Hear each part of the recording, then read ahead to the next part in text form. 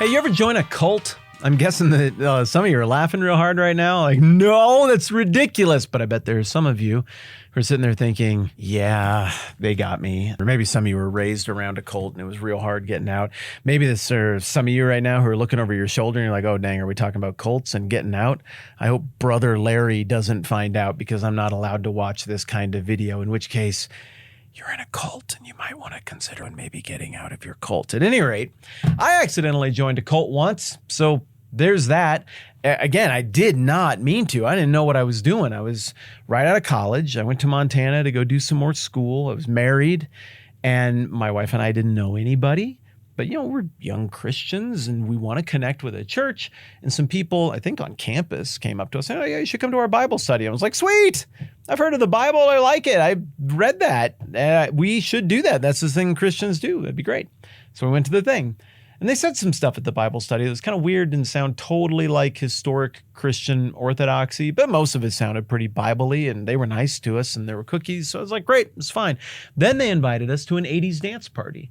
And we liked the 80s, so we dressed up like we were from the 80s, and we danced to Cutting Crew and Men Without Hats, and it was a really lovely time. And then we got invited to their special Sunday in the park, Sunday morning church service, and we were like, okay, yeah, let's go try it out. And this is where the alarm bells first really started to go off. We went to this church service. Both of us are pastors' kids. I mean, we've been like 90s youth group Christianity. I was raised around all of that. We know all the songs. That's the point. And we go to this church service, and we don't know any of the songs. None of the hymns, none of the catchy little guitar strummy chorus things. And we both thought that was very, very odd. So we went back to the Bible study the next week, and that is when they introduced us to their sponsorship program. You see, in their church, when you start to become committed to the church, you get assigned a sponsor. And this sponsor is somebody who's been a part of the church longer. And what you do is you run your life decisions and financial decisions by them so you can get help and accountability. And also, you confess to them all of the things that you've ever done that are really bad, because confession is super, super important, and that's in the Bible. And we were like, oh, so you're a cult. And then we quit and we didn't go to that church anymore. All right, look, obviously I'm pointing to an old story from a long time ago that doesn't really matter anymore. It was only like a week to sort of talk with levity about what can be a really heavy subject. Getting into some kind of weird controlling relationship or institution or even a straight up religious cult is brutal. Then it's super hard and disorienting, and it has real consequences. It's scary stuff. And it can be very, very hard to leave if you wake up one day and realize, oh my goodness, I'm in a cult. What the heck happened here? I mean, it's easy from the outside to be like, well, just pack it up. And that is probably what you need to do.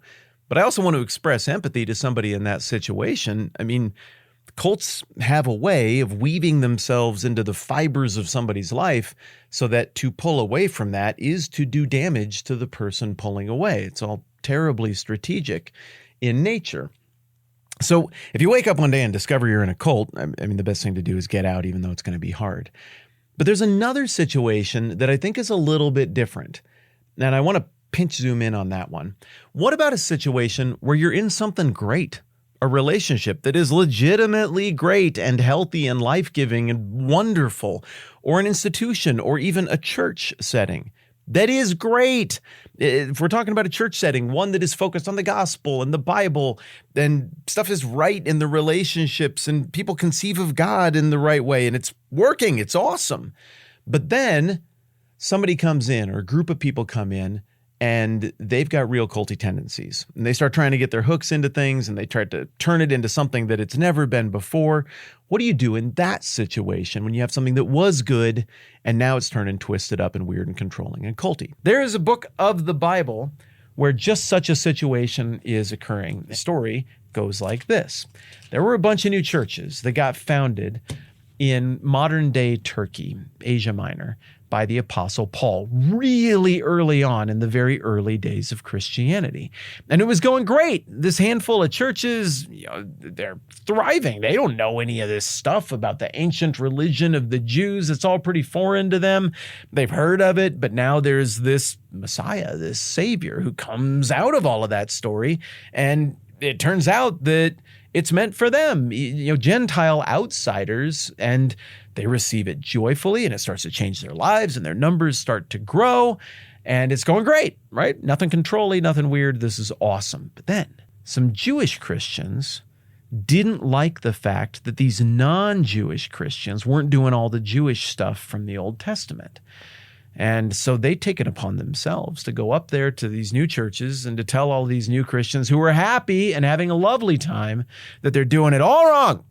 And they got to follow these rules. And one of the rules is like all the dudes, even if you're an adult, I'm sorry, you got to get circumcised. What now? What was the part about the cutting on the what now? And so understandably, it does not go over super well. It throws everybody into confusion. And there's this huge crisis that happens in this handful of vulnerable fledgling churches that had been doing great. But then interlopers came in and they made it all control-y and weird. And that's kind of the plot behind the letter of the book of Galatians. Well, the Apostle Paul, he goes Papa Bear on the situation. He's the dude who started these churches. He's traveling. He's far away geographically when he writes this letter. But he hears about what's going on. He's like, what? No, you're ruining it. That isn't how it works. People's hope in God is through the work of Christ on the cross plus nothing. It's a gift of grace. And if you go and you try to make yourself look good before God by all of your perfect exemplary behavior, it's never going to work. It's a dead end. The only way to God is by the grace of God. And that was explained to this church. This weird culty controlling stuff, this should not be tolerated. This should be absolutely rejected. And so he writes a letter that is spicy hot, calling out the bad behavior, calling out the people who came in and crashed the party and cut in on all of the good things that were happening. And he uses some, frankly, pretty explicit visuals to make his case. And the whole thing makes for a letter, a book of the Bible that is ultra dynamic on two levels. One, you got the human drama level of what happened here. I mean, you're still here, right? So you found my story about joining a cult and how I got out to be pretty interesting. I mean, you watch television shows or movies where people get sucked into a thing that is, this is what suspense thrillers and Lifetime movies are all about. People get sucked into a thing that seems good at first, and maybe it was good at first, but then this element of control and cultiness gets added in, and there's tremendous human interest and drama to that. And this letter is great. Even for the person who doesn't think there's a God, doesn't think that God is behind the Bible, it's a super interesting book of the Bible to read because it is such a relatable, fascinating aspect of the human experience. And frankly, I think it's incredibly useful even for the person who doesn't believe in God to sort of channel the forcefulness with which the Apostle Paul absolutely rejects this bizarro, over-the-top controllingness. So there's that level, and that is just, it's super interesting. But the second level is that Paul gets into all kinds of stuff about the most basic understandings of why anybody could ever have hope for a right relationship with God, or hope for forgiveness of sins or atonement for the stuff that's gone wrong in our past, or why anyone could have hope for some sort of eternity lived out in the presence of God. And he makes it so abundantly clear that that isn't going to happen because of your exemplary self-control, that isn't going to happen through strict adherence to certain behavioral protocols and religious rituals and performative gestures, that no amount of human discipline can ever attain the level of the perfect righteousness of the all-powerful, all-righteous creator of everything. No, the only way you could do that is if God gave that to you. If God made that relationship and made that forgiveness for you by his own work. Now, at this point in the conversation, you're probably thinking, all right, well, why are you going so hard to the mat for Galatians? Why are you trying to sell me on Galatians? What do you want me to do? Very astute. There are two things that I'm hoping you will do. Thing number one, I'm hoping that you'll just go read it because for all the reasons I just said, I think it's brilliant. I think it'll make your life better. I think God is behind it. Just go read the book. You don't need me. You'll do great. But a second thing that I'm hoping you might consider is joining me for my next season of the daily podcast that I do. It's called the 10-Minute Bible Hour. This is the 5th season that we're about to start, so now would be a great time to jump in. You wouldn't be missing anything. You'd be starting fresh with me on a new book of the Bible.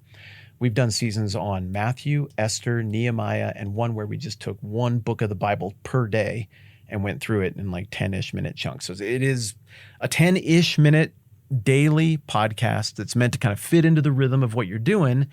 And the world is making me tired right now. As I'm recording this, we are coming up on another American presidential election, and that is exhausting and cutthroat and does not inspire hope in me. But this stuff does. And the weirder the world gets, the more I find myself wanting to reflect on transcendent things, the things of God, the stuff that we see in the Bible. And maybe you're feeling the same way. And I don't know, I thought it might be kind of cool if we just worked on this together, discovered what's in here better together. And as I'm recording this, we're just a couple days away from getting started on this series. But even if you're watching this video a little bit later on, you can still easily just scroll back a little bit and start from the beginning of this new Galatians series. How do you find it? Okay, anywhere that you can get a podcast, I mean, anywhere, you're going to be able to search the 10-Minute Bible Hour, and it's all going to come right up. You're going to see 5 seasons there. All of the Matthew episodes are labeled MAT in all caps, and then the number of that episode. So there's like 800 of them. I know it's a lot, but it flies by, trust me. All the Through the Bible episodes are abbreviated BIB, and then the number after that. Esther is EST, Nehemiah is NEH. Galatians will be capital G, capital A, capital L, Gal. And the first episode of this season will be all caps. It'll be something like Galatians season starts here. That will be episode 1. So it should be really easy to find, or you can just go to thetmbh.com, which is my website, and you can find it there, or there'll be a link down below. But yeah, I'm straight up asking. I would love to have you be a part of this thing. I would love to have you bring a friend. I've found this to be such a blast going through books of the Bible like this.